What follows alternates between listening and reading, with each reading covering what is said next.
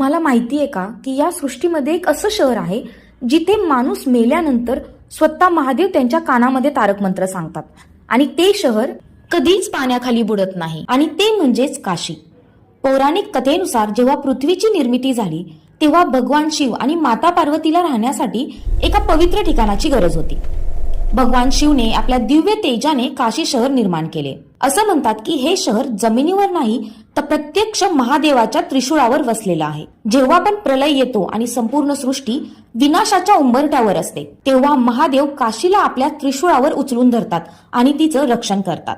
काशी विश्वेश्वर हे भगवान शंकराच्या 12 ज्योतिर्लिंगापैकी एक सर्वात महत्त्वाचे मानले जाणारे ज्योतिर्लिंग आहे। इथे अशी मान्यता आहे की भगवान शिव स्वतः काशीमध्ये निवास करतात आणि जो व्यक्ती इथे प्राणत्याग करतो त्याच्या कानात शिव स्वतः तारक मंत्र सांगतात आणि यामुळे त्या जीवाचा पुनर्जन्माच्या चक्रातून सुटका होऊन त्याला मोक्ष प्राप्त होतो।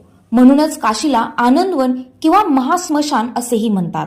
अशाच पौराणिक कथा ऐकण्यासाठी या चॅनलला नक्की सबस्क्राईब करा। थँक्यू।